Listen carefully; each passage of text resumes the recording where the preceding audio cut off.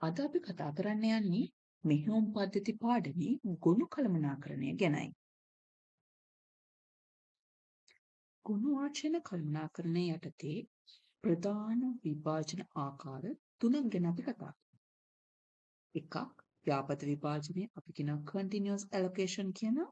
ඊළඟට සබඳ විභාජනය linked allocation, අනුක්‍රමික විභාජනය index allocation. අපි මුලින්ම සලකා බලමු ව්‍යාපෘත විභාජනය. එහෙම නැත්නම් continuous allocation කියන්නේ මොකද්ද වෙන්නේ කියලා. මෙතනදී ඔයගලන්ට පෙනෙන රූප සටහනේ hard disk එක රූප සටහනක් තමයි පෙන්වන්න කරන්නේ. file A, file B, file C කියලා files තුනක් මේ hard disk එකේ store වෙලා තියෙනවා. යාපද බලන්න වචනෙන් ඕගලන්ට පේනවා යාපද කියන්නේ එක ළඟ අනුයාතව ෆයිල් ටික තැන්පත් වීම තමයි මෙහිදී සිද්ධ වෙන්නේ. මේ සුවිශේෂී ලක්ෂණ වෙන්නේ සරලයි. ප්‍රවේශය පහසුයි. ගොනුව නිර්මාණය වන අවස්ථාවේදී ගොනුවේ ප්‍රමාණය අපි හරියටම දන්නේ නැහැ. ගොනුවේ ප්‍රමාණය වැඩි කර ගැනීම නිසා අපහසු වෙනවා. බාහිර ඛණ්ඩනයක් සිදුවිය හැකියි. ක්‍රියාත්මක කිරීම පහසුයි. එක පෙළට බ්ලොක් කීපයක් තුළ ගොනුව තැන්පත් වීම නිසා ප්‍රවේශ වේගය ගොඩක් වැඩි වෙනවා.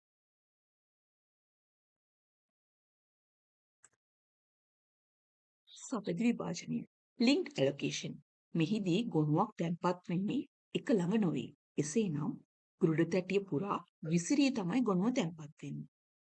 ඕගලන්ට මේ රූප සටහනෙන් ඒ බව පැහැදිලිව හඳුනා ගන්න පුළුවන්.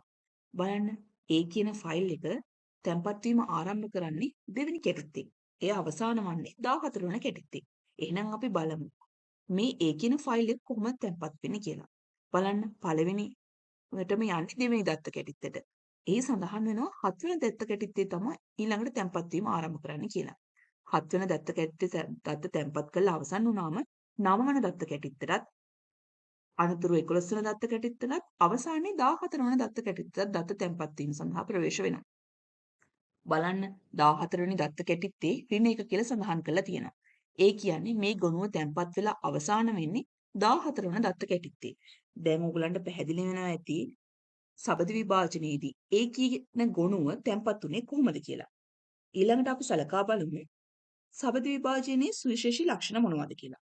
බාහිර ඛණ්ඩනයක් සිද්ධ වෙන්නේ නැහැ. ගොනුවේ ප්‍රමාණය පහසුවෙන් වර්ධනය කරගන්න පුළුවන්. ගොනුවේ දත්ත කරා ප්‍රවේශ වීමට සෙවීම් ගණනාවක් අවශ්‍ය වෙනවා. ගොනුව පහසුවෙන් ක්‍රියාත්මක කළ හැකි වෙනවා. ඛණ්ඩනීකරණය අවම වෙනවා. සෙවීම් ගණනාවක් අවශ්‍ය වෙන නිසා සබඳ විභාජනයේදී ගොනුවට ප්‍රවේශ වීම සිද්ධ වන්නේ හිමි.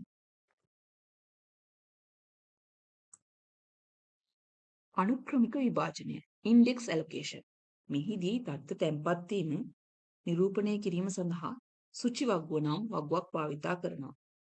මේ තැන්පත් කරලා තියෙන්නේ ගොනු පාලන ඛණ්ඩය තුල.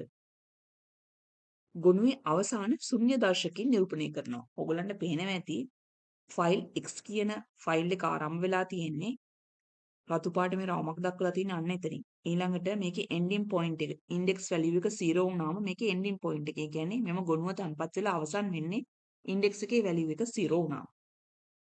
මෙහිදී බාහිර ඛණ්ඩනයක් සිද්ධ වන්නේ නැහැ.